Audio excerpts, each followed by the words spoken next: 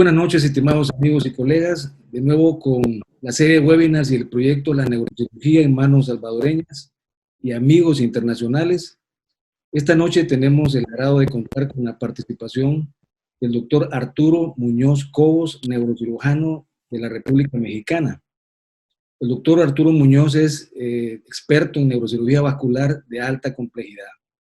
Él, en esta ocasión, va a tener la amabilidad de presentarnos la temática cisterna silviana y manejo de los aneurismas de la arteria cerebral media. Y es que, si me lo permite, doctor, antes de leer su hoja de vida profesional, siempre he pensado que la fisura o la cisura silviana es algo más que eso, es una verdadera cisterna. Ya los amplios trabajos del profesor Gassi Yazargil han descrito pues, que está conformada por varios compartimientos, algunas membranas aracnoidales. Cada compartimento contiene vasos, ya sea venosos o arteriales, que es importante para el residente o el neurocirujano en formación reconocer, para que, de acuerdo a la técnica que se utilice, ir avanzando hacia la disección. Todos sabemos que la cirugía de aneurisma es una cirugía de control tanto proximal como distal, y es importante planificar con antelación la técnica para evitar, en primer lugar, una ruptura del saco neurismático y, en segundo lugar, el vasoespasmo tan temido, que puede ser tan deleterio como inclusive una ruptura neurismática. Y de ahí pues el concepto también de la llamada clipología, ¿verdad? Con estos estudios previos, al hacer un adecuado estudio y una planificación expedita, se puede identificar también la proyección de los aneurismas y desde el preoperatorio decidir qué técnica se va a utilizar, qué abordaje y también qué tipo de clips se van a utilizar. Y eso es lo que me imagino el doctor va a profundizar durante la disertación de su ponencia. Antes de que comience, doctor, solo me voy a permitir leer una hoja de vida profesional suya. El doctor Arturo Muñoz Cobos es neurocirujano del staff de Star Médica Chihuahua. Es neurocirujano egresado del Hospital General de México, generación 2007-2012. Tiene un certificado por el Consejo Mexicano de Cirugía Neurológica. Es cirujano cerebrovascular egresado del Centro Médico Nacional 20 de noviembre. Tiene un fellowship en cirugía cerebrovascular en el Hospital de la Beneficencia Portuguesa en Sao Paulo, Brasil. Tiene también un fellowship en cirugía de base de cráneo en Arkansas, en el Neuroscience Institute de la Unión Americana. Es neurocirujano adscrito al Servicio de Neurocirugía del Hospital General de México, doctor Eduardo Lisiaga, y adscrito a la Clínica de Cirugía Cerebrovascular 2013 a 2020. Es vicepresidente también del capítulo norte de la sección de cirugía cerebrovascular de la Federación Latinoamericana de Neurocirugía FLANC 2018 y 2020. Socio activo de la Sociedad Mexicana de Cirugía Neurológica y adscrito a la sección de cirugía cerebrovascular. Sin más que decir, cedo la palabra al doctor Arturo Muñoz Cobos. Adelante, doctor. Muchas gracias, doctor César Guandique, por esta cordial invitación. Igualmente, felicitarlo por esta iniciativa de este proyecto, que ahora pues ya es una tendencia, una moda, poder reunirnos ahora por vía virtual. En algún momento espero que lo podamos hacer en persona. Y efectivamente, más que agradecer la oportunidad, también agradecer poder compartir con diferentes personas en estas sesiones de webinars los conocimientos básicos de la cisterna silviana. Y como comentó, en efecto, en la presentación inicial, pues quizá representan conceptos muy básicos desde el punto de vista anatómico, pero que al momento de ir a la práctica es muy importante hacer todo más sencillo una vez que tenemos el conocimiento anatómico, por supuesto, a un nivel adecuado. Yo trabajo con este grupo de neurocirujanos, con el cual me he integrado recientemente, lo que es bien sabido por todos. En este grupo de trabajo tenemos gente que hace de manera de muy alto nivel cirugía de columna y a muy alto nivel también terapia endovascular. Yo me integré en lo que a mí respecta a cirugía cerebrovascular y la cirugía de base de cráneo. Es un grupo que está bastante bien conformado, como pueden ver ustedes. Igualmente, nuestro grupo de anestesiólogos, contamos también con una serie de personas que llevan a cabo un trabajo bastante interesante, desde neurología, neuropsicología, terapia física, etcétera. Es muy importante reforzar todos los conocimientos anatómicos día con día, actualizarse continuamente, acudir a diferentes cursos, en el control, pues, anatómico de diferentes cosas, en el manejo, mejor dicho, de diferentes abordajes. Es importante acudir a diferentes escuelas, ya que con ello podemos entender conceptos diferentes, aplicaciones diferentes, y eso, sin duda alguna, al final de cuentas, nos llena de un armamento que permite en determinado momento poder resolver problemas, en este caso de patología vascular, con diferentes recursos.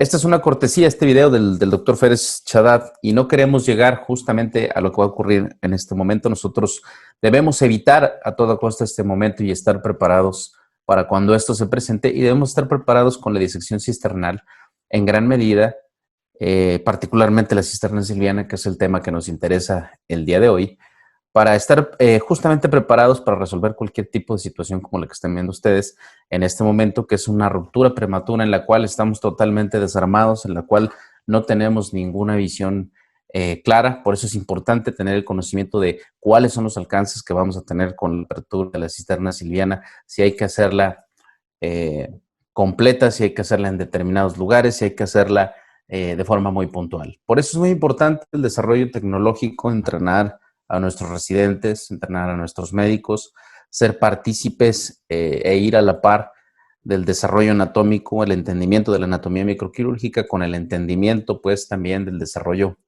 tecnológico, generar modelos de entrenamiento desde el punto de vista en laboratorio, también digitales, que nos generen un poco mejor la comprensión de los espacios y los lugares que vamos a ir descifrando en términos de anatomía microquirúrgica y de cirugía, con la finalidad esencial de llegar a los espacios que nosotros necesitamos para poder tratar de manera efectiva las diferentes patologías. ¿Cómo abrimos la cisterna silviana? Y esto a veces genera confusión cuando hablamos de una apertura de la cisterna silviana por vía anterógrada, por vía retrógrada. Muchas veces los cirujanos vasculares entendemos la vía anterógrada en dirección al flujo sanguíneo, es decir, de proximal a distal. Sin embargo, este término generalmente se emplea de nosotros hacia la profundidad. Es decir, si hablamos en términos propiamente de los compartimentos de la cisterna silviana, probablemente anterógrada más comúnmente se utiliza para hablar de la zona 3 a la zona 1 de Yassar-Gil, y vamos a entenderlo así desde este momento para que a lo largo de la plática usemos esencialmente esta terminología. Hay, claro, la técnica retrógrada, abrir únicamente en la zona 1 dependiendo de los aneurismas o las localizaciones de patologías que vamos a tratar, abrir la zona 3, solamente la parte externa de la cisterna, dependiendo de los alcances que nosotros queremos tener y hacia dónde queremos ir. Necesitamos muchas cosas para abrir la cisterna silviana, pero lo que es más importante es sin duda alguna un método y una técnica. Si bien es un procedimiento muy socorrido para el manejo de diferentes patologías, tanto tumorales como vasculares, y probablemente sea un tema bastante básico, damos por entendido que sobre todo la gente joven necesitamos un método descrito, una técnica la cual debemos seguir y que en determinado momento quizá podemos hacer de ello un procedimiento cada vez práctico y más sencillo, o muy enfocado a los sitios muy particulares donde queremos llegar. Por lo tanto, también el conocimiento anatómico de todas las estructuras que están en relación a la cisterna silviana es muy importante dominarlo, aplicarlo y tenerlo en mente. Sin duda alguna, también tener un profesor, un maestro, un guía que siempre nos enseñe este procedimiento tan socorrido prácticamente en un gran porcentaje de las patologías cerebrovasculares, pues resulta de vital importancia. En esta bella pieza anatómica del profesor Paulo Cadri, nosotros podemos darnos cuenta que de forma esencial es una pieza que nos permite conocer dónde inicia y dónde termina la cisterna silviana, y nos permite ver la asociación de los diferentes surcos y giros en torno a la cisura o cisterna silviana para poder tener idea de los alcances que nosotros podemos tener una vez que logramos descifrar estos caminos para entrar en la profundidad. Y entonces, como ven ustedes en esta diapositiva, la cisterna silviana tiene un comportamiento distinto. Si lo vemos en la parte anterior, en la parte central y en la parte posterior, de aquí ya vamos probablemente entendiendo que la cisterna tiene un compartimento anterior o una proyección anterior, una central y una posterior. Si bien anatómicamente la cisterna silviana se divide en un compartimento esfenoidal y un compartimento perculoinsular, También estas proyecciones nos permiten entender cómo es la dirección de la cisterna silviana. Prácticamente cuando nosotros vamos a trabajar sobre aneurismas de la circulación anterior, o la carótida supraclinoidea, la arteria cerebral media concretamente, trabajamos prácticamente sobre el plano polar y entonces el trayecto de la cisterna silviana es en ese punto diagonal y lo entendemos porque es un trayecto probablemente libre de surcos y giros y por lo tanto la anatomía vascular es más fácil de descifrar o más fácil de transitar por ese camino. Si lo vemos en la parte central, que es concretamente la altura del surco central, el trayecto de la cisterna es prácticamente recto y esto es muy importante entenderlo, sobre todo cuando vamos a tratar aneurismas o patologías de la arteria cerebral media, que son sobre todo el segmento M2, M3. En este punto el trayecto, pues como ustedes ven, es diferente en esta representación esquemática.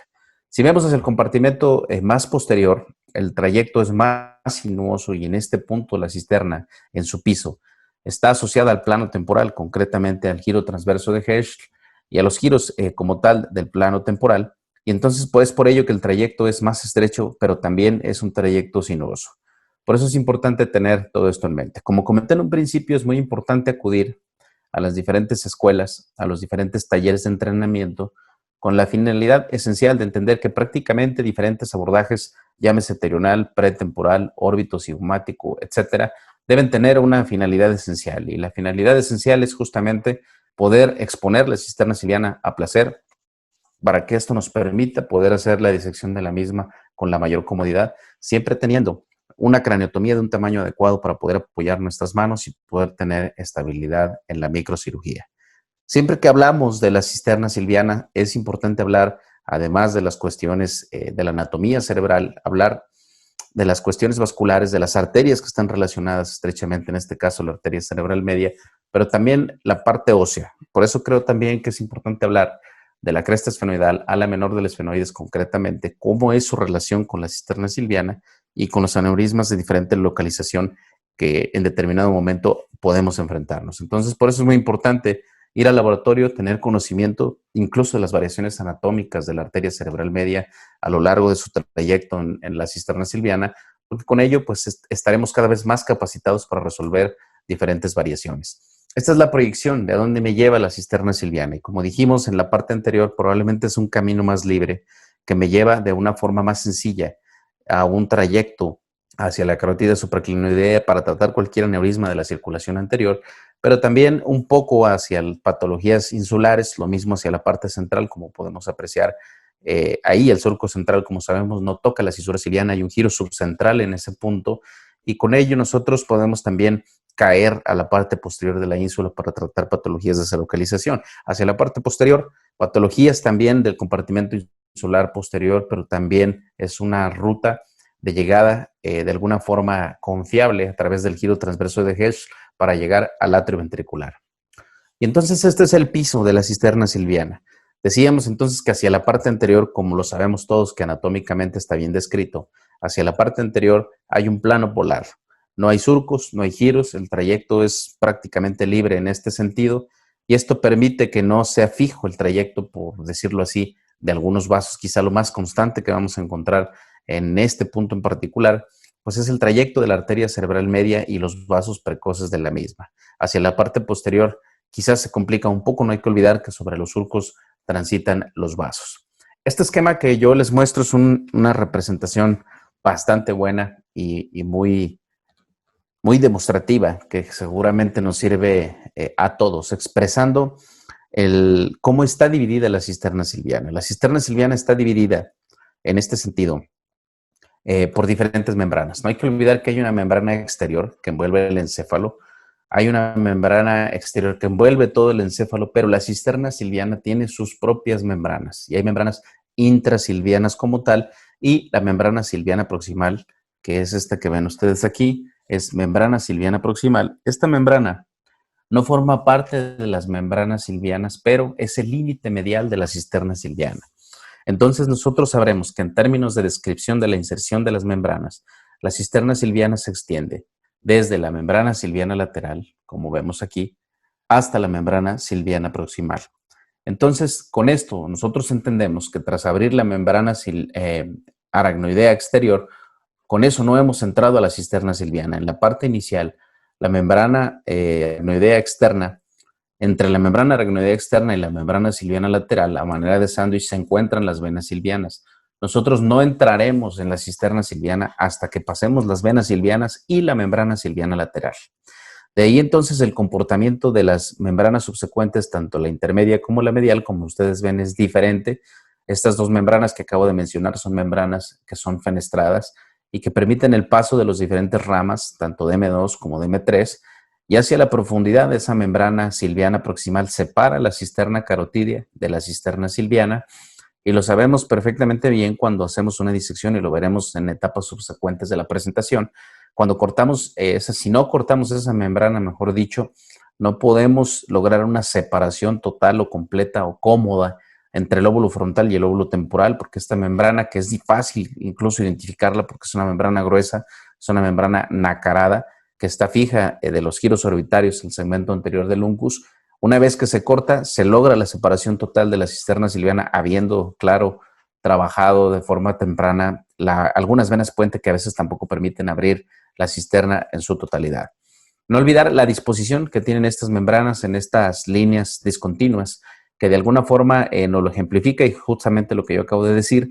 En las primeras dos líneas, la membrana silviana exterior o externa junto a la membrana silviana lateral constituyen ahí las primeras barreras, los primeros guardianes para poder descifrar el camino en la cisterna silviana, además de las venas silvianas.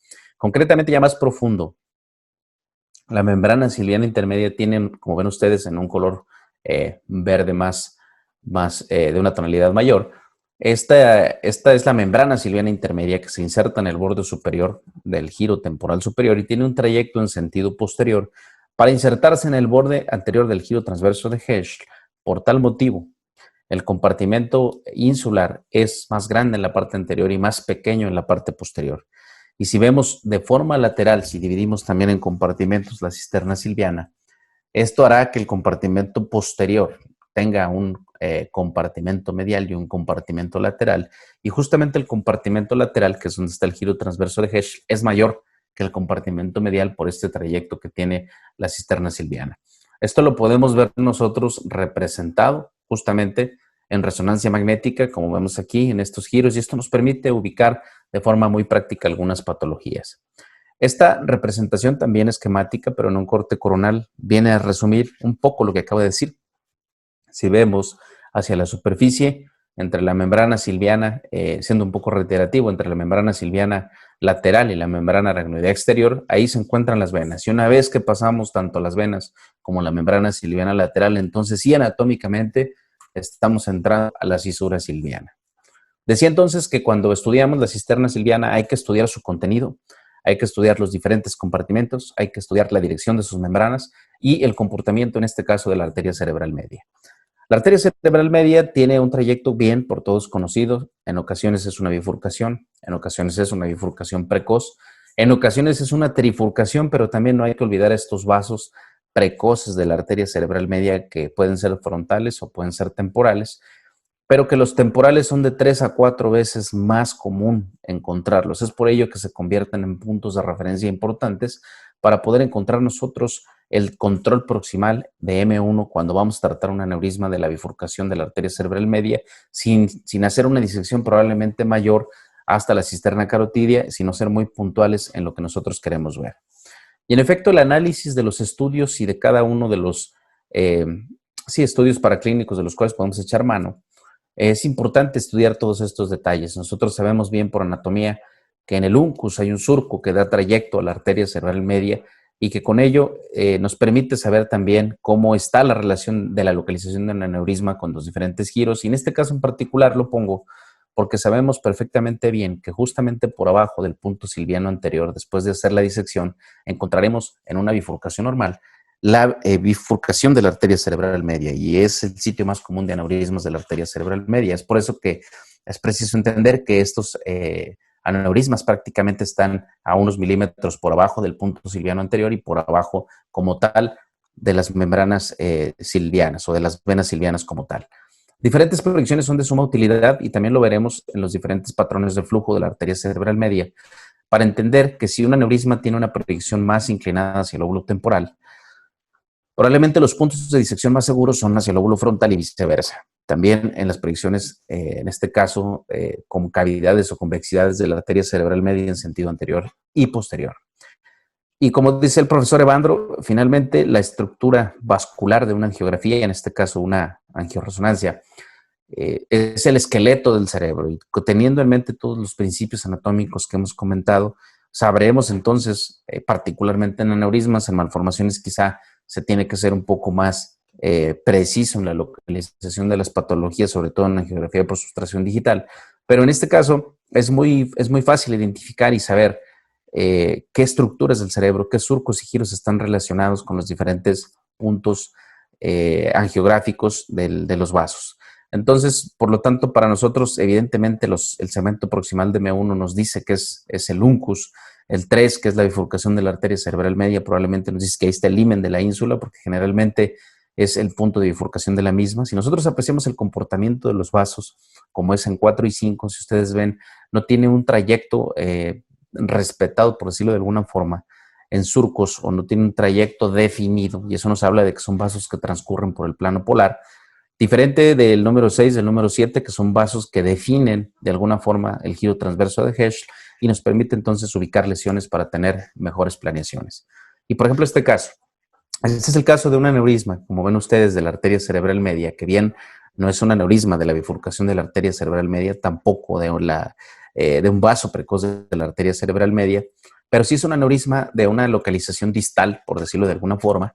Y si repasamos los segmentos anatómicos de la arteria cerebral media, que cambian de nombre cuando cambian abruptamente de dirección, este no es un aneurisma que se encuentra en M1, sino es un aneurisma que se encuentra probablemente cerca de la transición de M2 a M3. Entonces nos vamos dando una idea de dónde lo vamos a encontrar.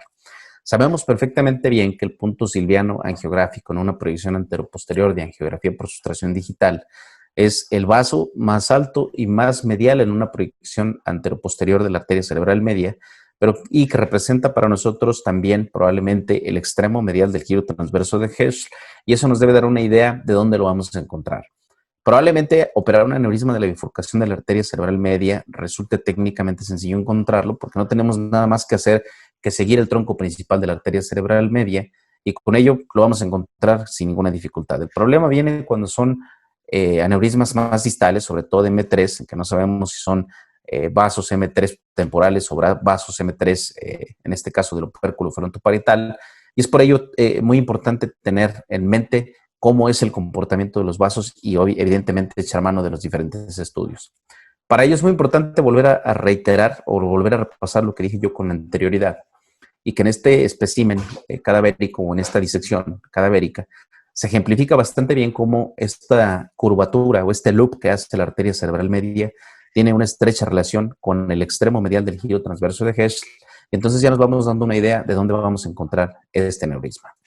Esta es la resonancia del caso que yo presenté con anterioridad, y si ustedes ven, es un aneurisma que se encuentra, en primer lugar, por atrás del punto silviano anterior. Por lo tanto, quizá tenemos poco que hacer para abrir la cisterna silviana en su compartimento anterior, pero sí en su compartimento posterior, porque se encuentra en estrecha relación en la unión del tercio y medio con el tercio lateral del giro transverso de Heschl, como lo podemos ver representado en el corte axial de esta resonancia magnética, y que entonces entenderemos por la disposición que decíamos de las membranas de la cisterna silviana que este aneurisma va a estar localizado en el compartimento posterior y medial de la cisterna silviana. Pero tenemos entonces muy claro que a partir del giro transverso de Heschl nosotros podemos encontrar este aneurisma en la profundidad asociado justamente a él, porque si nosotros entendemos que los puntos de referencia para encontrar el giro transverso de Heschl, o más bien que se asocian con el giro transverso de Heschl, son el meato auditivo externo y el giro poscentral.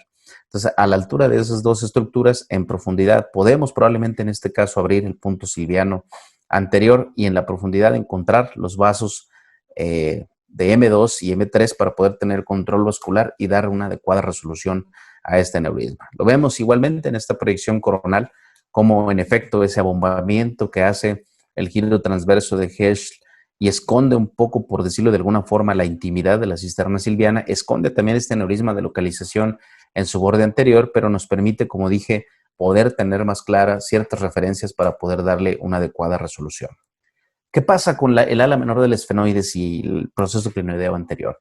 También es importante tener en mente cómo es la relación de la proyección del ala menor del esfenoides con la cisterna silviana y los aneurismas de esta localización.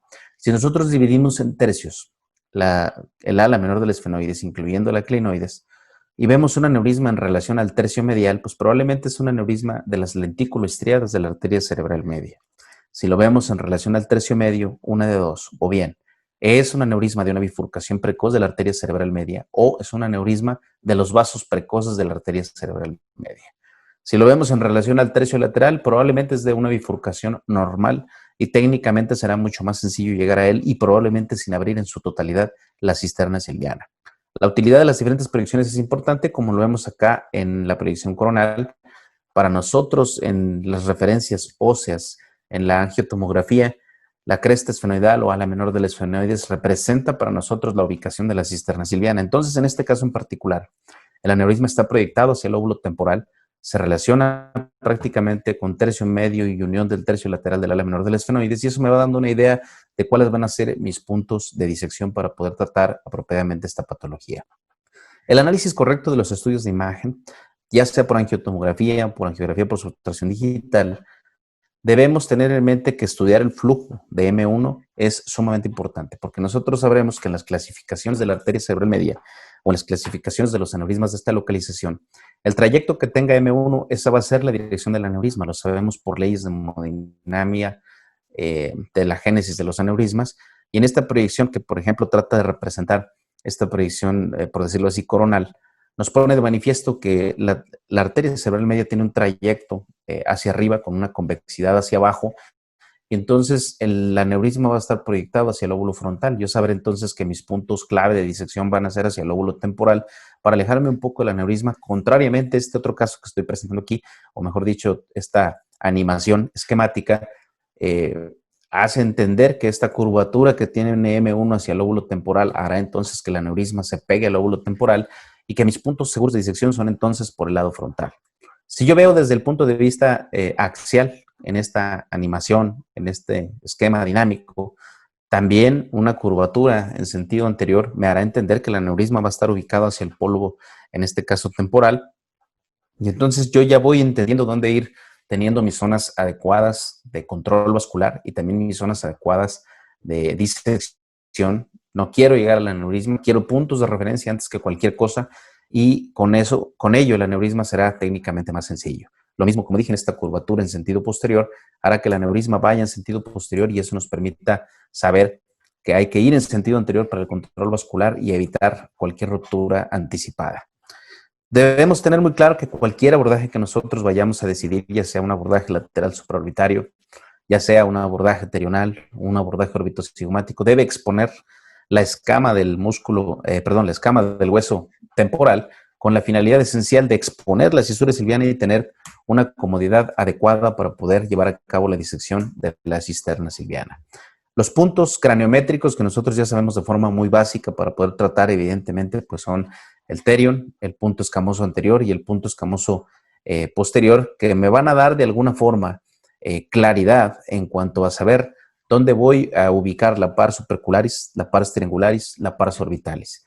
Todo esto debo exponerlo en mi craniotomía con la finalidad esencial o particular de tener expuestos los puntos que yo necesito para poder trabajar las diferentes patologías. Basado en todo lo que hemos dicho con anterioridad, probablemente de forma muy general podemos describir entonces que hay un abordaje transilviano anterior y que hay un abordaje transilviano posterior.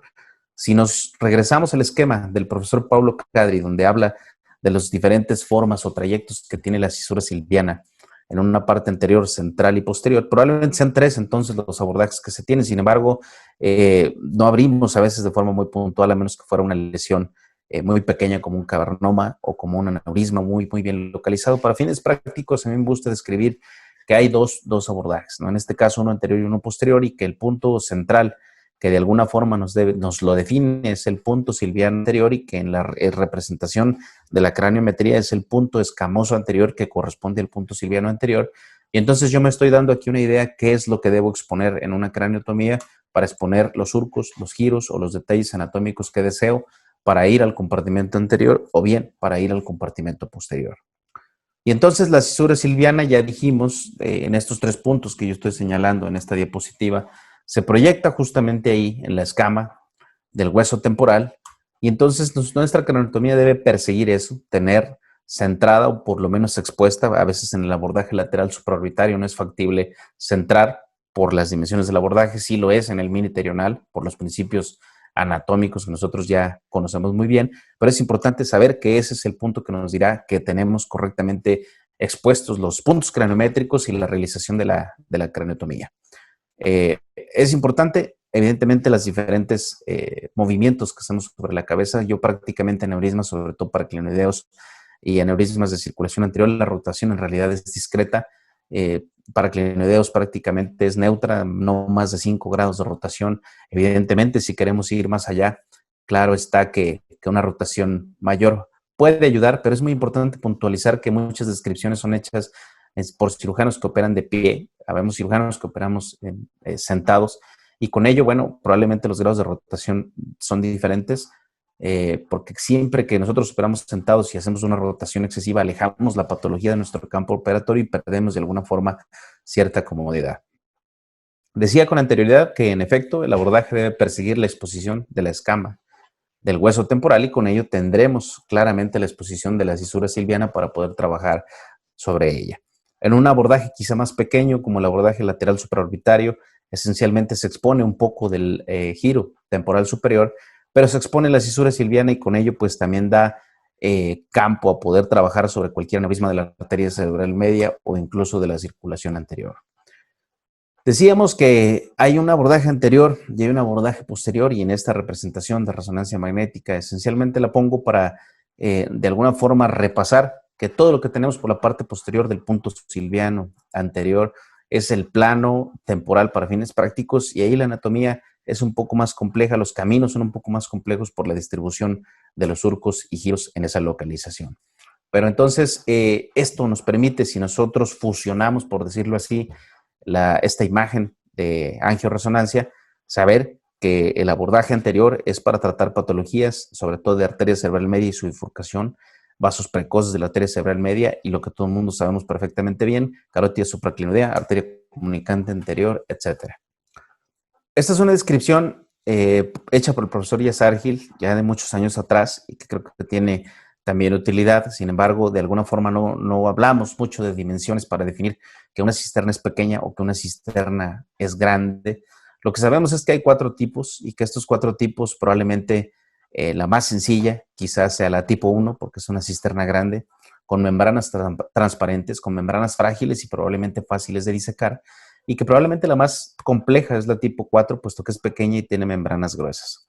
Acontece que en muchas ocasiones abrimos la cisterna silviana, y pese a tener una apertura total de la misma, la exposición en realidad es limitada, y esto es justamente, bueno, también puede ser por edema del encéfalo, por la patología que queramos tratar, probablemente un aneurisma con hemorragia subaracnoidea agudo, pero sí ocurre que una cisterna muy pequeña a veces nos da pocos alcances, y ahí entonces tenemos que trabajar un poco más la base del cráneo. Por eso es importante conocer todos estos detalles. Esta imagen es cortesía de mi profesor, el doctor Férez Chaddad, y la aprovecho para describir o fusionar de alguna forma ideas y conocimientos de estos grandes maestros, y en la que el profesor Yazargil describe 3 zonas, y como lo habíamos puntualizado en un principio, probablemente la primera zona no forme parte como tal de la cisterna silviana. Decíamos que la membrana silviana proximal no es una membrana de la cisterna silviana, por lo que describieron de Alencastro y otros colaboradores del profesor Roton en ese artículo tan bello que revisé para esta charla. Pero sí, en efecto, hay una zona 1 que es prácticamente la cisterna carotidia, y una zona 2 que es de la bifurcación de la cisterna, perdón, de la carótida a la arteria cerebral, la bifurcación de la arteria cerebral media, y una zona 3 que es distal a la bifurcación de la arteria cerebral media. Es muy importante que nosotros tengamos en mente el drenaje venoso de cada uno de nuestros pacientes. Si bien esta imagen es de una malformación arteriovenosa, me gusta mucho porque representa los 3 sistemas de drenaje que puede suceder de las venas silvianas, y uno de ellos es obviamente a través de las venas silvianas al seno esfenoparietal, o bien a la vena de la B, o bien a través de las venas frontales y parietales al seno sagital. Creo que esta imagen pone manifiesto muy bien lo que estoy diciendo, y es muy importante tenerlo en mente porque en ocasiones dependiendo de la anatomía de cada uno de nuestros pacientes, o sobre todo si vamos a hacer un abordaje pretemporal, a veces coagular y cortar las venas que van del polo temporal al seno esfenoparietal, venas silvianas concretamente, pues es un paso que es obligado y está descrita la complicación de infartos del lóbulo temporal, infartos venosos por coagular estas venas. Creo que el análisis correcto de la fase venosa es muy importante para la planeación del abordaje y estos pasos que se pueden llevar a cabo en cualquier tipo de abordaje. En la cisterna silviana, ¿qué ocurre? Nosotros siempre, y como le dice el profesor Lotton, las venas silvianas son los guardianes de la cisterna silviana, pero qué bueno que fueran constantes. Entonces, hay muchos tipos de venas silvianas o muchos tipos o patrones de distribución de las venas silvianas. Si bien en la primera foto que ven ustedes, que concretamente es probablemente lo más común, son venas, un par de venas que van sobre el giro temporal superior y que de alguna forma dejan libre el camino hacia el lóbulo frontal, pero a veces ocurre como en la fotografía de arriba y a la derecha para ustedes una vena que es única, pero que recibe afluentes tanto frontales como temporales, y a veces hay algunas venas que delimitan la pars triangularis y de alguna forma vuelven complejo poder hacer el inicio de la disección al menos, o poder separar adecuadamente el lóbulo frontal del lóbulo temporal.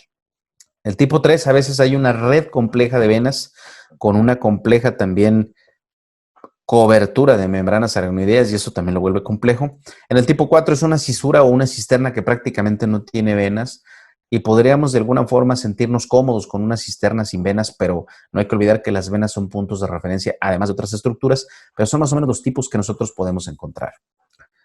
Ya hablando en vivo y entrando en materia de las diferentes membranas con las cuales yo he insistido en esta charla, aquí les pongo una representación justamente de las primeras etapas de una disección, en este caso, de un caso más bien que tuve oportunidad de tratar. Esto es del lado izquierdo, lóbulo frontal y lóbulo temporal, donde vemos dos venas que delimitan la pars triangularis. Es una vena que evidentemente tiene afluentes frontales y temporales y que no podemos cortar esta vena, claro está, para poder tener acceso, poder ampliar, porque es una vena que drena la pars triangularis del lado izquierdo.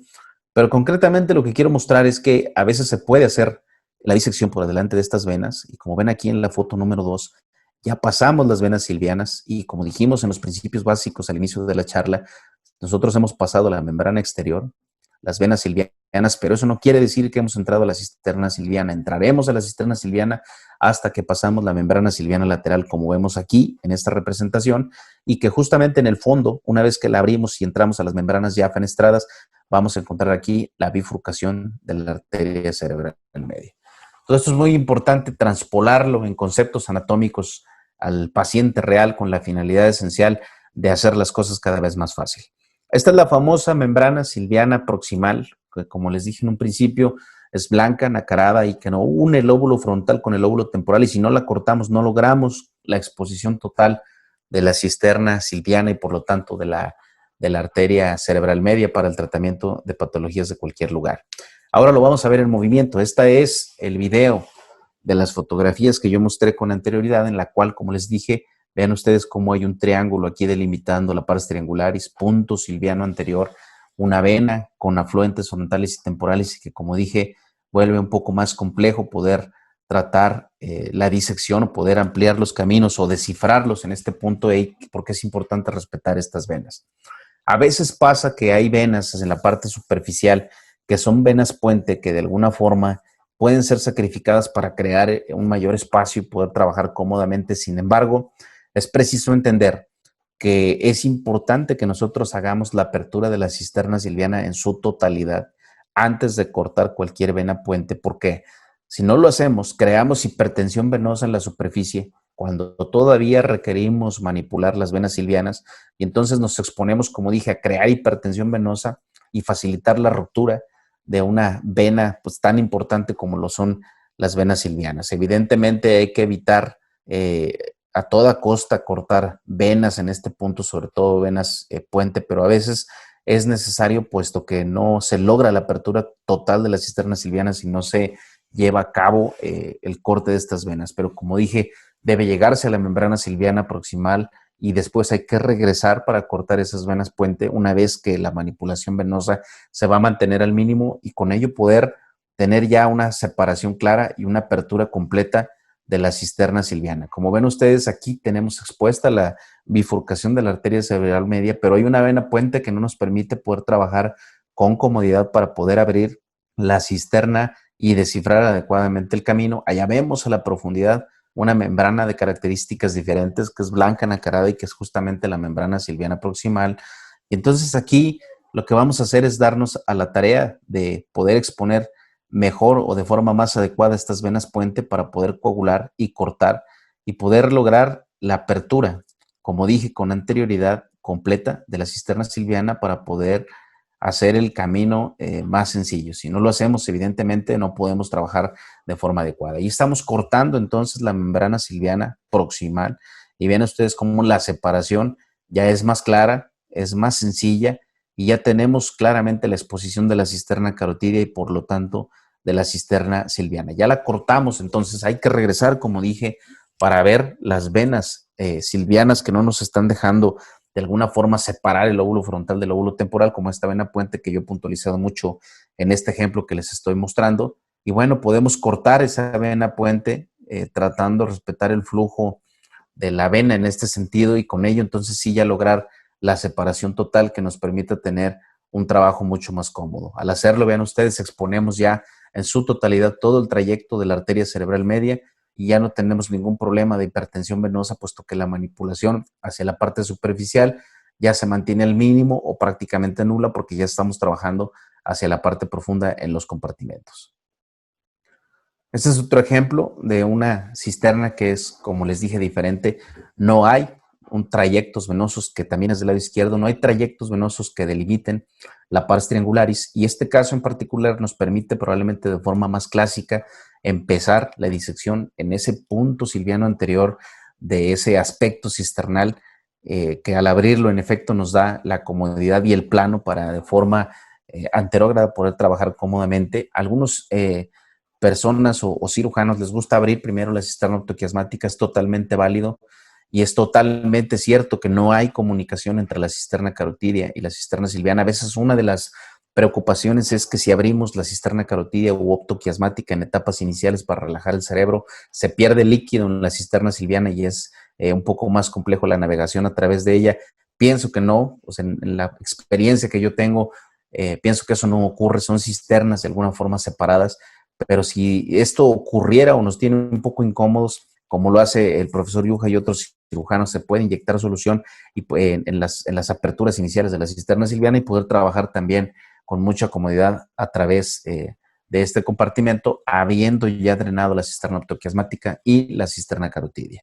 Decía que a veces hay estas cisternas que no tienen venas y entonces hay que echar mano y a veces de otros puntos de referencia y a veces uno se siente un poco incómodo no tener de alguna forma las venas. Si hay atrofia cortical, pues es un camino prácticamente libre, pero si no la hay, eso genera interdigitaciones frontales o interdigitaciones temporales y con ello todo se va volviendo un poco más complejo. En este caso en particular no hay venas silvianas y hay una atrofia cortical que permite que el campo de trabajo sea muy grande. Y vean ustedes aquí lo que trato de representar es que a veces hay vasos, que son vasos que se pegan al lóbulo temporal pero nutren el lóbulo frontal, o son vasos que se pegan al lóbulo frontal y nutren el lóbulo temporal. Hay que disecar, hay que cortar el aracnoides que une estos vasos para hacer de alguna forma transposiciones temporosilvianas o frontosilvianas para poder mover los vasos hacia donde les corresponde para mantener la manipulación al mínimo y poder tener una disección mucho más gentil, mucho más cómoda y colocando los vasos donde anatómicamente deben de estar y aunque tienen por capricho quizá esas adherencias aracnoideas hacia un lóbulo u otro, cuando no se tienen venas, pues los puntos de referencia, claro está que son los giros que están vecinos a la cisterna silviana y entonces los troncos de la arteria cerebral media, probablemente M3 y los troncos principales son ahora nuestros puntos de referencia. Concretamente hablando de aneurismas de la arteria cerebral media, ¿qué ocurre? Bueno, en la casuística personal y prácticamente en la de todos los que coincide con la de todos los cirujanos que yo he tenido oportunidad de revisar y lo sabemos perfectamente bien, el mayor porcentaje de aneurismas lo vamos a encontrar en la bifurcación de la arteria cerebral media, mucho menor en los vasos precoces de la arteria cerebral media y todavía mucho menor distales y no se diga en los vasos asociados a las arterias lenticuloestriadas. Nosotros proponemos, o más que proponer, hemos notado algunas cosas que es importante compartir y casi siempre somos de la idea de que cualquier clasificación debe tener una utilidad en términos, ya sea de morbilidad, en términos de planeación quirúrgica o bien de la estrategia que vamos a utilizar para llevar a cabo el clipaje de un aneurisma. En ocasiones hay aneurismas que tienen una bifurcación de la arteria cerebral media pues prácticamente a 90 grados, como es el ejemplo B, en el que, bueno, generalmente es una base muy amplia y en la que generalmente respeta los troncos de la bifurcación. Probablemente el clipaje sea muy sencillo, con un clip angulado a 90 grados y probablemente reforzando un poco con un semicurvo. En el ejemplo A, prácticamente es una bifurcación en la cual el aneurisma tiene esa bifurcación, le permite tener un cuello y resolverlo también de forma muy sencilla. Pero las cosas se van complicando a medida que, por ejemplo, un aneurisma comparte sus paredes con los troncos principales de la arteria cerebral media, o bien comparte sus paredes con el tronco principal de la arteria cerebral media, con M1 concretamente, y entonces eso nos obliga a tener ideas de remodeling, de clipaje, para poder preservar el flujo, hacer fenestraciones anterógradas, hacer fenestraciones del domo, etcétera, para poder trabajar adecuadamente. No olvidar, como en el ejemplo número 4 o en la D, que cuando se tienen este tipo de proyecciones o este tipo de complejidad de la base o cuello de los aneurismas, pues a veces hay placas también de ateroma y los clipajes no pueden ser tangenciales por el cierre de los troncos principales y evidentemente para evitar infartos subsecuentes, pues se tiene que echar mano, como dije, de técnicas de remodeling especiales para poder llevar a cabo un clipaje adecuado. Voy a poner algunos casos que son representativos de los pacientes que he tenido yo oportunidad de tratar. Este es uno de ellos y que repasando los conceptos que yo dije con anterioridad, pues para fines prácticos es un aneurisma que se encuentra en el caso de lo que vemos en la proyección axial de esta angiotomografía. Es un aneurisma que prácticamente está en relación con el tercio lateral de la cresta esfenoidal o ala menor del esfenoides. Eso nos aporta esa proyección. La segunda proyección nos aporta que es una bifurcación a 90 grados. Entonces ya nos vamos dando una idea de dónde vamos a encontrarlo, dónde vamos a disecar y cuál va a ser el tipo de clipaje que vamos a utilizar. En la tercera imagen vemos que en efecto pues es un aneurisma que se proyecta hacia el lóbulo temporal y que eso nos debe dar la comodidad de cómo vamos a empezar nuestra disección. Decía que en aneurismas que son así muy superficiales, pues a veces no es mandatorio abrir toda la cisterna silviana. Yo en estos hago lo siguiente: una apertura en realidad cómoda y en realidad rápida, basada en principios, claro está, de otros cirujanos con quien he tenido oportunidad yo de formarme. Encontrar tempranamente, ahí veíamos los troncos precoces o vasos precoces de la arteria cerebral media. Eso me lleva tempranamente a M1 poder colocar un clip, en este caso en el tronco principal de la arteria cerebral media, para afinar con detalle la disección de los vasos que se unen al domo e ir descubriendo de alguna forma cómo se encuentra esta bifurcación, que ya la traemos planeada porque es una bifurcación de 90 grados. Ahí vemos que son vasos que tienen placas de ateroma. La apertura en este caso es pequeña por las características que tiene el aneurisma, sobre todo que está en la superficie. Vean la distancia que hay entre las venas silvianas, como vemos aquí, y el propio aneurisma. Usamos un clip, como lo representamos de forma esquemática con anterioridad. En este caso la fenestra está un poco de más. Sin embargo, reforzamos en este punto con un clip que puede ir en el talón de este clip fenestrado a 90 grados para evitar cualquier residual y poder excluirlo apropiadamente de la circulación. Aquí vemos el pre y el postoperatorio. El pre, en este caso en particular, por haber sido un caso de emergencia de un aneurisma roto, se hizo esencialmente angiotomografía y así acudimos a quirófano a resolver este caso, y tenemos el postoperatorio con angiografía por sustracción digital en estas proyecciones, tanto antero-posterior como lateral. En este otro caso en particular, lo que analizamos de forma esencial es que en base a los principios que comenté con anterioridad, bueno, pues es un aneurisma que se relaciona con el tercio lateral y tercio medio de la ala esfenoidal. Es probablemente un aneurisma más profundo en relación al que vimos previamente. Y en patrones de flujo de la arteria cerebral media, como ven ustedes, la arteria cerebral media tiene un trayecto en sentido caudal, pero posteriormente en sentido lateral, y eso le da al aneurisma un patrón de alguna forma intertroncal, como lo describe el profesor Yuja, y entonces ya nos va dando una idea de cuál va a ser nuestro clipaje. En este caso en particular, de la misma forma, optamos por abrir o hacer un mini open subyacente a la pars orbitalis con la finalidad esencial, como ven ahí, de exponer una rama precoz de la arteria cerebral media, como dije, para tener el control proximal y poder llegar al aneurisma con mayor facilidad, basado en los principios anatómicos que yo he comentado. Y esto nos permite colocar ese clip de forma muy temprana para poder cerrar la circulación, tener ese control proximal. Y ahí exponemos tanto el tronco superior como el tronco inferior de la arteria cerebral media en esa proyección intertroncal, o una ruptura transoperatoria con la tranquilidad de que en efecto ya tenemos el control proximal tempranamente. Entonces esto nos permite, bueno, despegarlo del lóbulo temporal en este caso, limpiar un poco nuestro campo operatorio y resolverlo de forma sencilla con un clip curvo, que como ven ustedes, como lo expusimos con anterioridad, cuando hay placas de ateroma se tiene que quedar un poco de la base del aneurisma para evitar el cierre, en este caso de los troncos principales de la arteria cerebral media, y por lo tanto evitar un infarto de forma subsecuente. Reforzamos un poco con un segundo clip para una poco de residual que había sobre el talón de este clip. Revisamos nuevamente y vemos que es excluido totalmente de la circulación. Lo vemos en el control postoperatorio de la misma forma, que hay una exclusión adecuada de este aneurisma en estas proyecciones de sustracción digital. A veces tenemos aneurismas como este, que si bien no son aneurismas gigantes y probablemente tampoco grandes, son aneurismas que a veces, bueno, por las características que representan, y es un aneurisma que esencialmente la bifurcación, sin embargo, se observa un poco de vasoespasmo. A veces ocurre lo siguiente: hay vasos que son muy pequeños y que están firmemente adheridos al domo, y que en un escenario de hemorragia uno quiere afinar a veces la disección para poder hacer un clipaje pues, lo más sencillo posible, pero a veces no es factible y hay que hacer remodelación, en este caso con coagulación del domo, coagulación de la base, para ir creando un espacio y poder tener mejor un clipaje más gentil y más suave.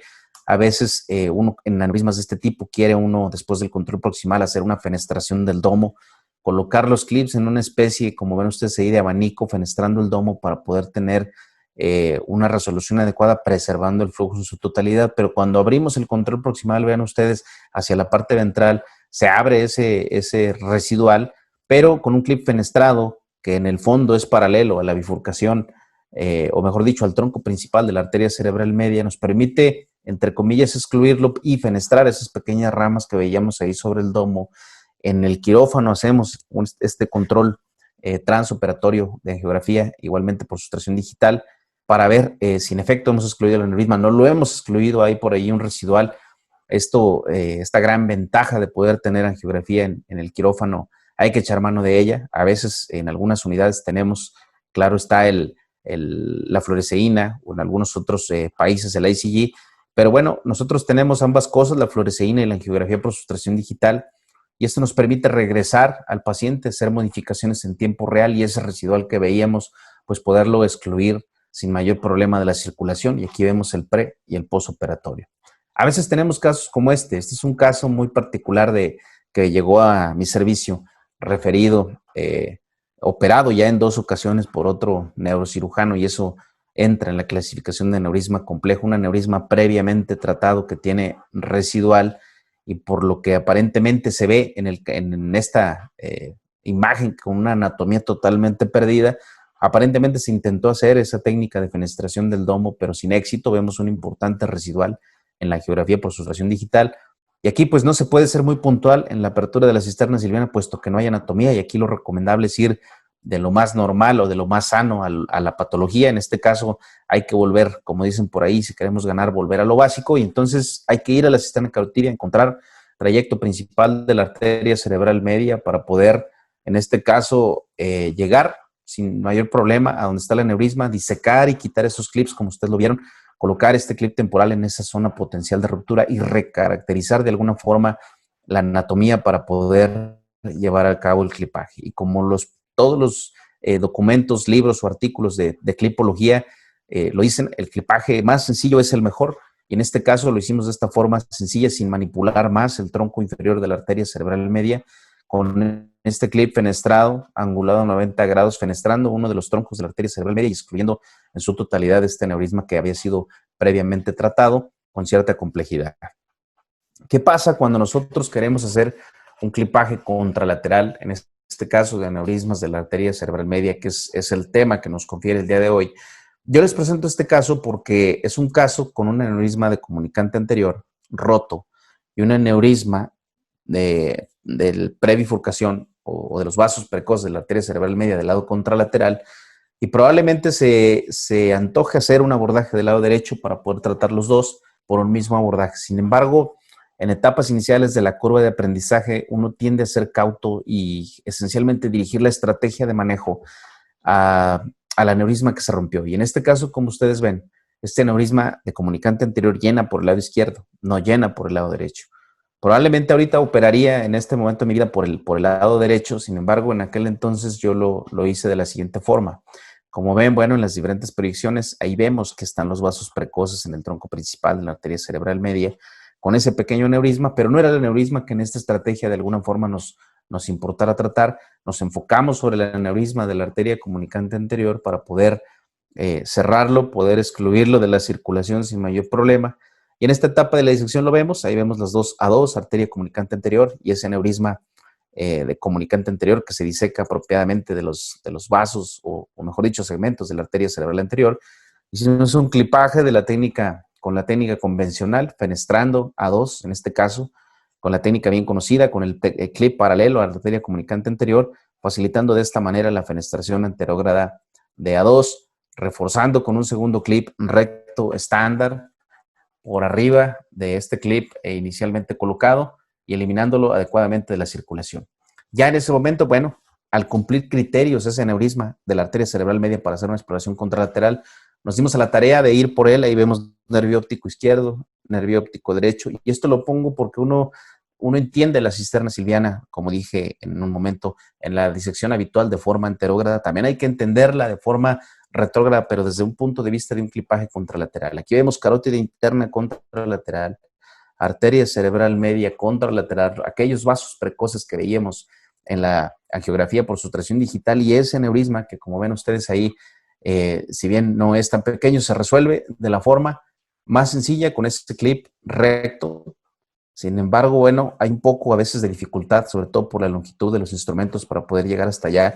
La posición es importante, la extensión de la craniotomía, sea hay edema o no, pero de forma sistemática abrimos siempre la cisterna, la lámina terminalis, para relajar el cerebro en gran medida y poder tener un camino también mucho más seguro.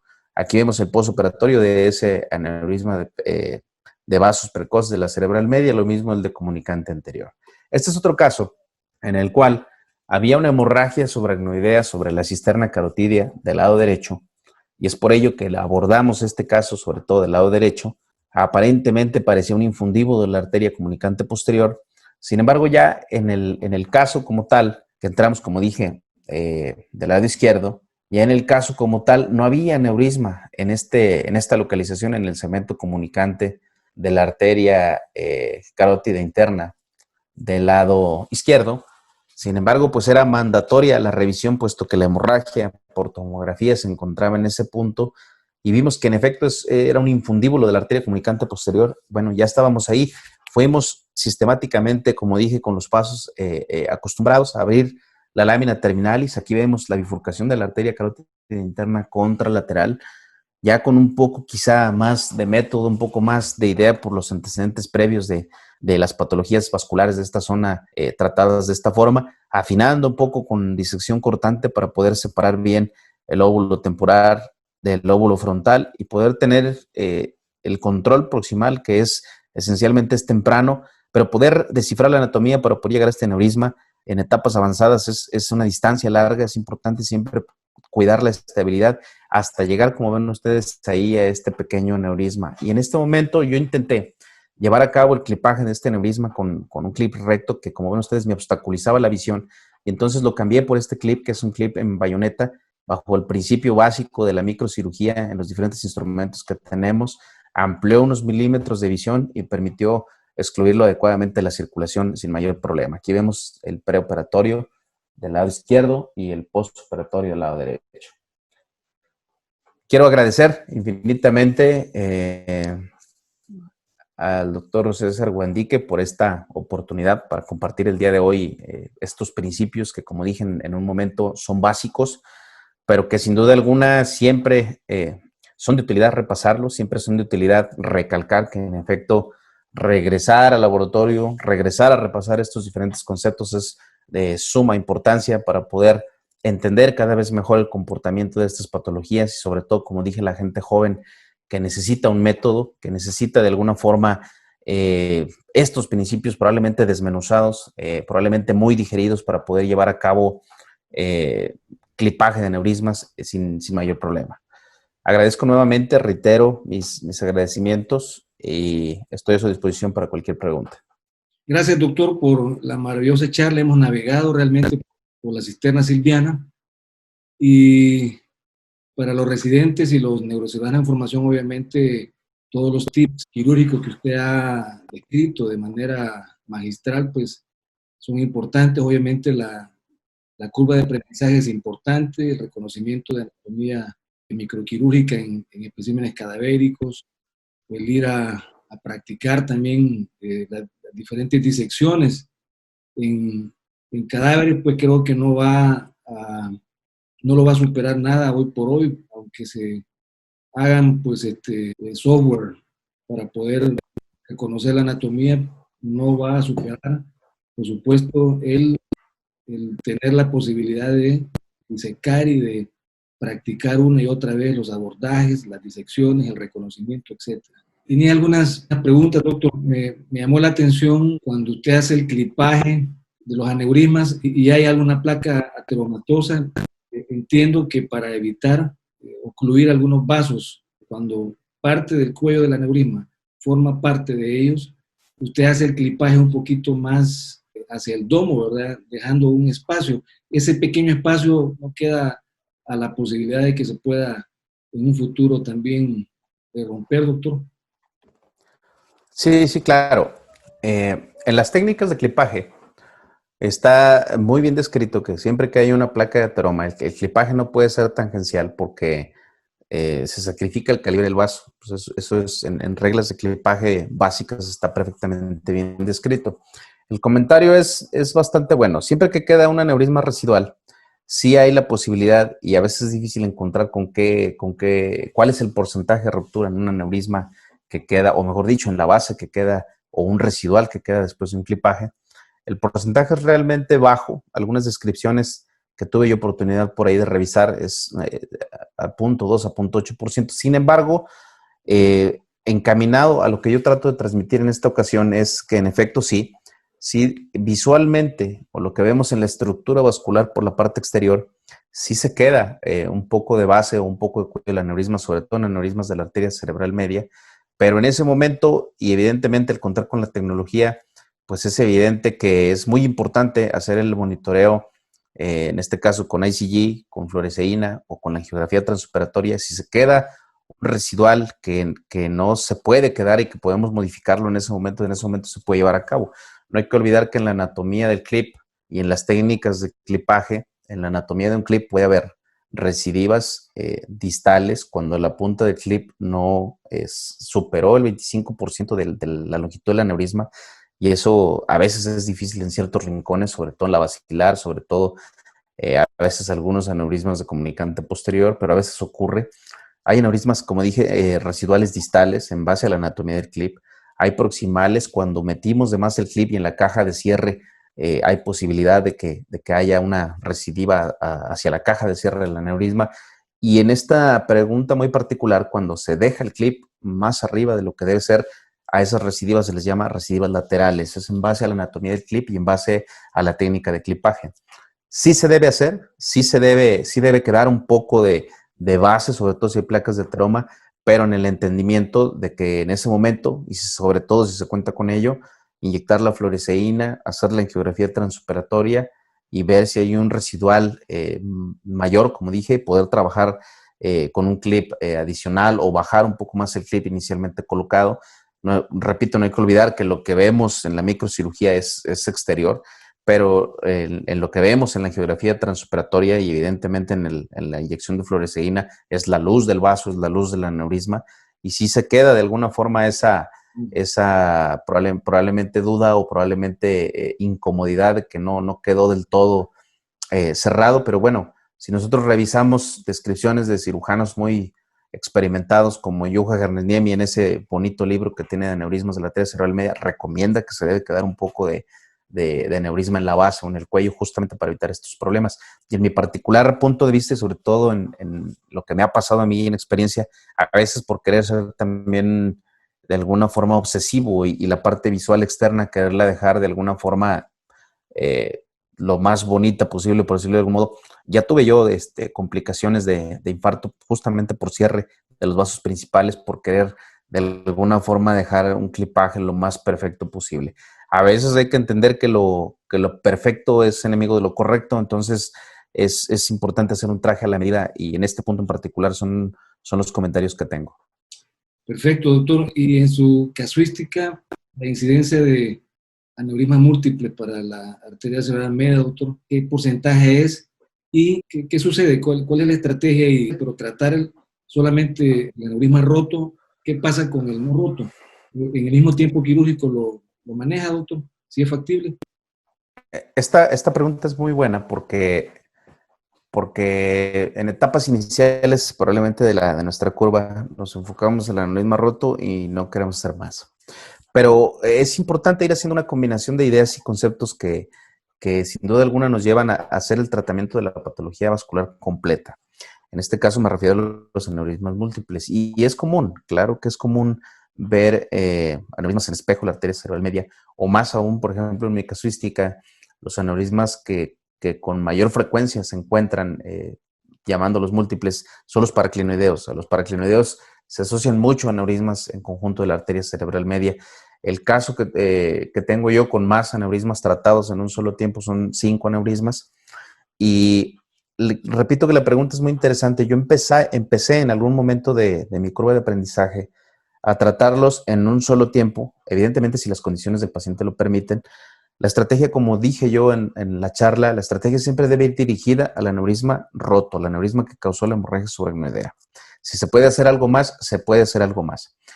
Pero inicialmente lo que yo hacía cuando había aneurismas de arteria cerebral media en espejo es que yo posicionaba al paciente con rotación de 25 30 grados para tratar un aneurisma, por ejemplo, del lado derecho, cerraba, contaminaba todo, volvía a posicionar y volvía a hacer todo nuevo. Ahora, pues creo que uno va haciendo su estilo y creo que uno va aprendiendo cómo hacer las cosas. Yo ya opero cuando son aneurismas múltiples, como en los paraclinoideos, prácticamente posición neutra.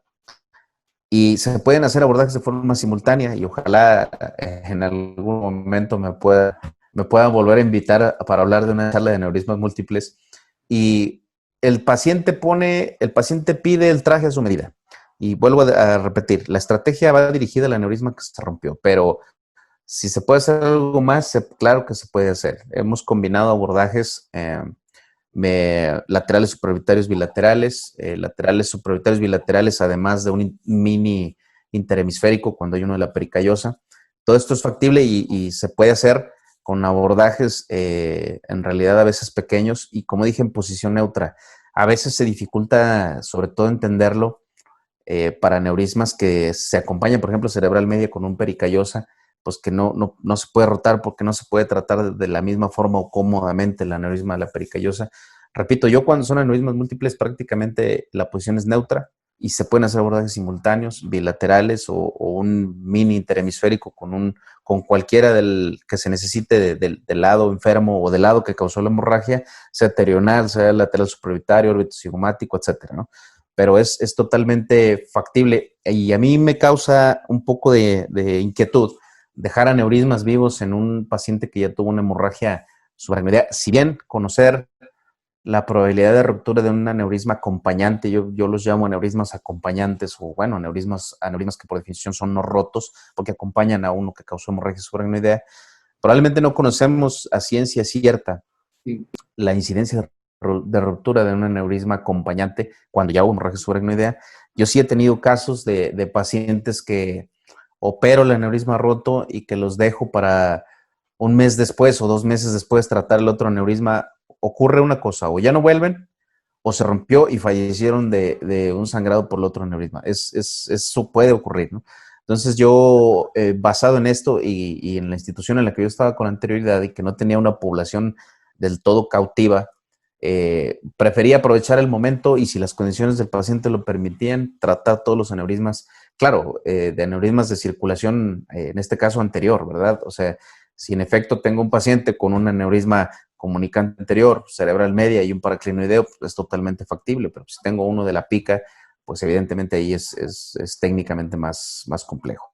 Entonces, pero siempre que fueran accesibles, se trata la enfermedad aneurismática múltiple por ya sea clipaje contralateral cuando es factible o abordaje múltiple. Tengo casos de aneurismas en espejo en los que en posición neutra, como dije, es factible hacer abordajes simultáneos. Hacemos un primer abordaje, se clipa el aneurisma y en lo que un grupo cierra la dura madre, el otro equipo está abriendo ya haciendo el abordaje contralateral. Es más o menos la forma de trabajar de nosotros y lo que he venido yo haciendo en los últimos años. Perfecto, doctor. Y para los residentes o neurocirujanos en formación, el concepto de clipaje con mano derecha o izquierda, doctor, ¿me podría explicar algo respecto a eso? Esa pregunta es muy recurrente también en diferentes foros y a mí me gusta mucho hablar de ello también. De hecho, quiero de alguna forma darle crédito a uno de mis amigos, que es el doctor Cuauhtémoc Gil. Él es zurdo, al igual que el maestro Férez, que es zurdo también. Y trabajamos juntos muchos pacientes y en el cual él decía, tenemos que escribir un artículo en el que digamos que este aneurisma es para zurdo. Bueno, creo que como cirujanos vasculares pues estamos de alguna forma obligados a tener control de ambas manos porque en algún momento se tiene que echar mano pues de una estrategia con mano izquierda para poder tratar adecuadamente un aneurisma. ¿Por qué? Yo tiendo a ser muy respetuoso, muy respetuoso de las técnicas básicas de clipaje y una de las técnicas básicas de clipaje es que se tiene que respetar el ángulo de visión de 30 grados entre la mano o pinza aplicadora y el cuello del aneurisma.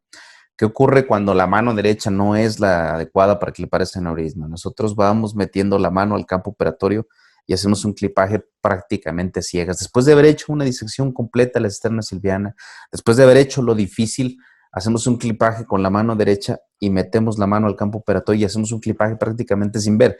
No me dejará mentir que esto lo vemos en muchos videos, en diferentes congresos, sin hablar mal de nadie, claro está. Pero la idea que de esta pregunta yo estoy totalmente de acuerdo. Y concretamente, por ejemplo, aneurismas, por ejemplo, paraclinoideos de proyección superior, oftálmicos por definición, en los que a veces no se requiere retirar el proceso clinoideo anterior o en los que solo se requiere fresar un poco el proceso clinoideo anterior. Si yo quiero hacer, nosotros sabemos que la técnica de clipaje para esos aneurismas, clips rectos prácticamente no requieren mayor remodeling con clipaje o técnicas más complejas, excepto si la arteria oftálmica nace del aneurisma, bueno, pues se hace una fenestración retrógrada, como dice el doctor Lotton, con un clip recto fenestrando la arteria oftálmica y luego un clip estándar encima de ella. Pero si no es así, en realidad son clips rectos que lo excluyen sin problema la circulación. Si lo hacemos, repito, con la mano derecha, obstaculizamos el campo visual y ahí es totalmente factible y mucho más cómodo y es mucho más armónico también respetando las reglas de clipaje hacerlo con la mano izquierda. Lo mismo pasa con algunos aneurismas de la arteria comunicante anterior en los que se entra por el lado izquierdo y el lóbulo frontal lo obstaculiza un poco tratarlo de hacer con la mano derecha y por la misma proyección del aneurisma resulta mucho más cómodo hacerlo con la mano izquierda.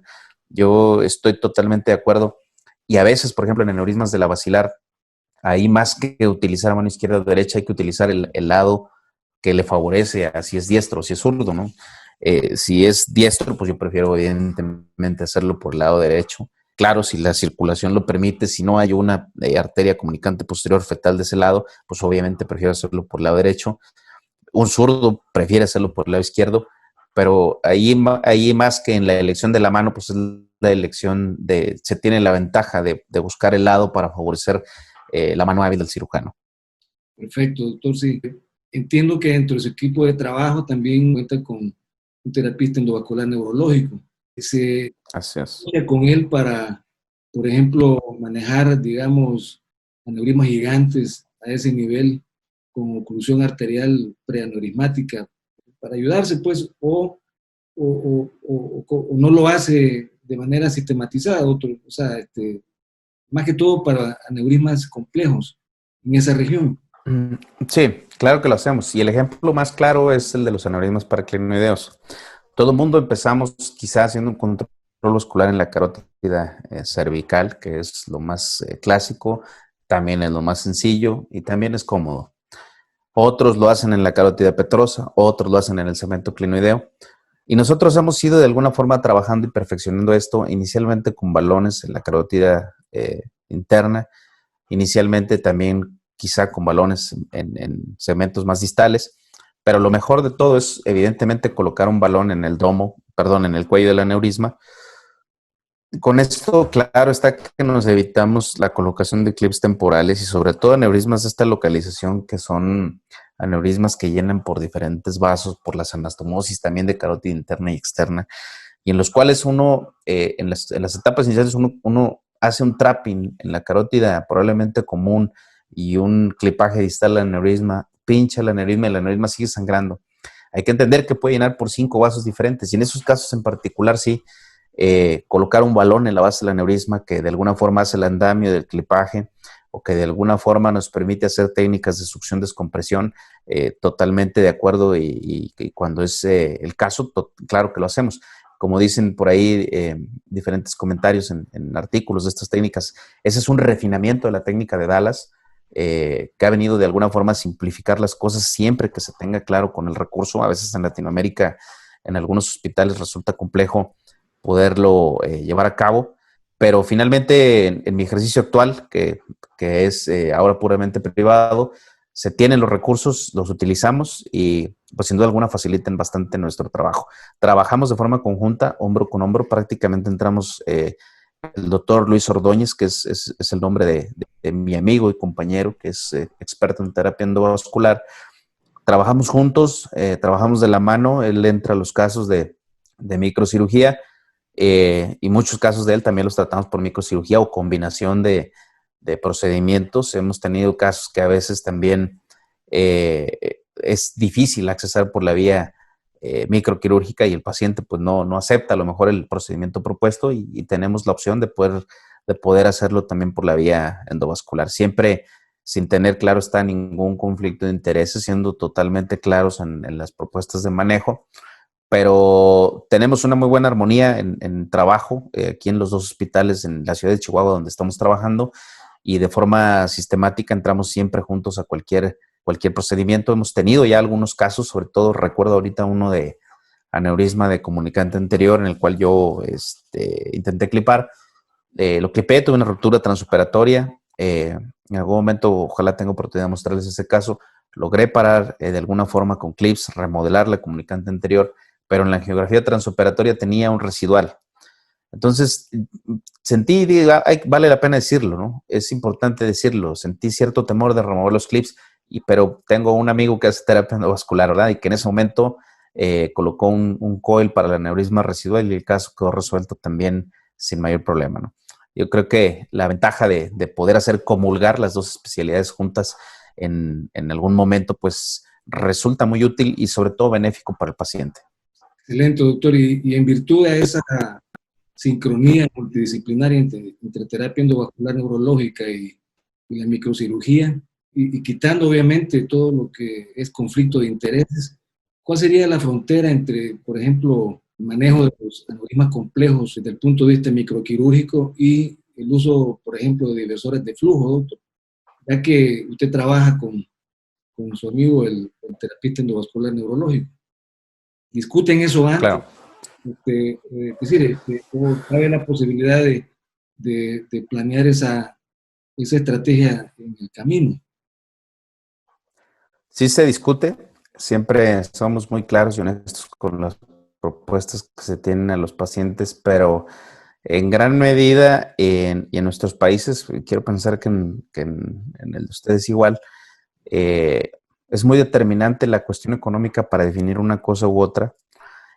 Sin embargo, nunca hablamos con los pacientes como que una técnica u otra es la mejor o es más resolutiva que la otra. Evidentemente tenemos las dos opciones y podemos hacer lo que se requiera, pero siendo quizá más académico en el comentario o tratando de responder de forma más académica la pregunta que se me acaba de hacer, sí somos muy puntuales, sobre todo en lo que tenemos mucho respeto y no está Luis ahorita aquí con nosotros, pero estoy totalmente seguro que cuando él tenga oportunidad haría el mismo comentario, reforzando las ideas que en el grupo tenemos. Somos muy respetuosos, sobre todo, digo, yo al ser cirujano, pues yo opero pues, todo, evidentemente conozco mis limitaciones, pero hablando concretamente de la pregunta, somos muy respetuosos en las decisiones, sobre todo en los aneurismas de la arteria cerebral media, que como sabemos, y mucha gente que hace terapia endovascular lo tiene muy claro, que le va mucho mejor con cirugía a un paciente con un aneurisma de esta localización. Aneurismas con efecto de masa, por ejemplo, eh, que hay pérdida visual progresiva, concretamente aneurismas paraclinoideos grandes, paraclinoideos gigantes, pues que en efecto, si bien el diversor de flujo es una opción para ellos de manejo, también se es muy claro en que el efecto de masa se debe retirar pues con prontitud y la cirugía lo hace y lo hace de forma definitiva y de forma rápida y efectiva, como dice el doctor Antonio Zárate, maestro, como ataque directo, y eso pues no está en discusión. Él es muy claro en eso, en la selección de sus pacientes, pero pues evidentemente también, por ejemplo, aneurismas de la basilar, del tercio medio, aneurismas de difícil acceso, en los que probablemente es mucho más sencillo colocar un diversor, pues también somos, como dije, conocemos nuestras limitaciones y pues a fin de cuentas tomamos las decisiones para lo que es más indicado para el paciente y más seguro. Pero sí, en ese sentido también, en aneurismas rotos, prácticamente los llevamos a cirugía. Evidentemente por los términos de logística, porque, bueno, evidentemente un diversor en un aneurisma roto, pues probablemente no es la mejor opción. Digo, ellos tienen otras técnicas, yo no puedo hablar mucho de eso, no soy experto en eso. Pero sí, hablar de frontera, quizás sí existe un punto en el que es mejor la cirugía que la terapia endovascular en los casos muy puntuales que acabo de mencionar, pero nunca peleamos por ello, ¿no? Siempre podemos dialogarlo y definir lo mejor para cada paciente. Por supuesto, eso es lo importante, doctor. Ya para finalizar, una pregunta que he escuchado también en algunos foros respecto a tomarse el verdadero tiempo para planificar el abordaje y la posición del paciente. Entiendo que hay inclusive un texto que habla muy detalladamente de eso también. Hay que tomarse ese tiempo para, como usted lo mencionó durante su ponencia, trabajar de manera cómoda también. Usted me decía que existen diferencias, si no sustanciales, pero sí importantes dentro de los cirujanos que prefieren operar de pie o también sentados, pues, ¿verdad? Hay que tomarse su tiempo para este tipo de situación, abordaje y posición, doctor. Sí, claro. Yo aprendí de la escuela brasileña y sobre todo del doctor Evandro Oliveira y del doctor Férez Chadat, la obsesión total por la posición, si bien hay otros cirujanos, incluso aquí en México, cirujanos de los cuales yo he aprendido mucho y respeto, que pues prácticamente pueden operar en cualquier posición dado, pues que son cirujanos muy experimentados. Yo repito e insisto, soy muy insistente en el tema de tener un método. Yo creo que facilita mucho las cosas tener un método de posición y eso lo hablamos bastante también nosotros. Tenemos nuestras sesiones de programación siempre antes de hacer cualquier cosa y ahora con los abordajes virtuales por angiotomografía, con reconstrucción tridimensional, etcétera, podemos hacer diferentes cosas para poder llevar ya un plan que en efecto puede modificarse, ¿no? Llevar uno o dos planes para poder tener la opción, ¿no? De si el plan A no funciona, va a hacerlo con el plan B, pero sí en cuestiones de posición, como dije, yo soy muy obsesivo en ello y muy cuidadoso en ello. De hecho, si bien la forma en la que nosotros trabajamos, mi equipo me apoya mucho con la parte inicial, que es el abordaje y el cierre, yo hago únicamente la parte principal. Si procuro estar siempre en la forma de pinchar y en el posicionamiento de la cabeza, pues porque finalmente, como lo dicen mis maestros, y yo lo aprendí y es algo que seguramente es un concepto que va a estar para siempre en mí, ese adecuado posicionamiento y el abordaje pues representan el éxito de la microcirugía, ¿no? Muchas veces al no tener la adecuada posición o un abordaje incorrecto, se la pasa uno culpando toda la cirugía a ese tipo de detalles, ¿no? Entonces, yo en eso soy demasiado obsesivo, la gente que ha trabajado conmigo lo sabe, y puedo no estar en todo el abordaje, pero en la posición tengo que estar ahí presente para hacerlo como el método pues, que yo he desarrollado en estos años. Perfecto, doctor Arturo Muñoz. Recapitulo yo que es importante la planificación, en nuestro caso, a operar desde el preoperatorio con imágenes de angiografía operatorias, resonancia magnética, los puntos craniométricos a tomar, etcétera. Es decir, entre menos se deje la posibilidad al azar, menos oportunidad de errar vamos a tener. Y así como usted muy bien lo mencionó y me pareció un concepto esencial, el mejor clipaje, en términos de clipología, el mejor clipaje es el más sencillo. Así que yo agradezco, doctor Arturo Muñoz Cobos, el honor de escuchar hablar de su experiencia. Como le dije al principio, este es un proyecto que ha nacido en territorio nacional salvadoreño, que pretende apoyar a la educación continua.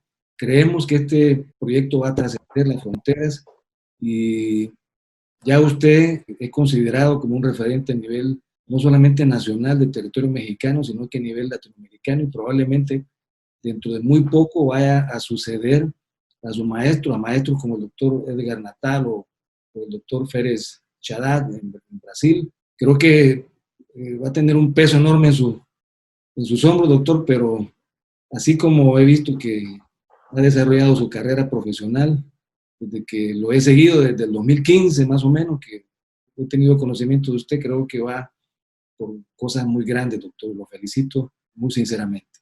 Muchas gracias. Le agradezco mucho. Muchas gracias. Ojalá que después, cuando ya pase esta pandemia, podamos reunirnos de manera presencial, doctor, y no solamente Claro. hablar de clipología o de abordajes o posiciones para el manejo de los aneurismas, sino que también de partir un poquito más socialmente y de gustar de la técnica de asado que usted tiene ahí. Lo he visto que experto ahí en el arte culinario también, de los cortes de carne, etcétera, doctor. Pero primero un básquetbol. Un básquetbol, perfecto, como no, seguro. Sí, yo he visto sus videos también, doctor, ahí del básquetbol. Sí. Excelente. Bueno, muy agradecido, doctor, y esperamos que vernos muy próximamente. Muy buenas noches, doctor. Un gusto, doctor. Muchas gracias. Excelente. Cuídese.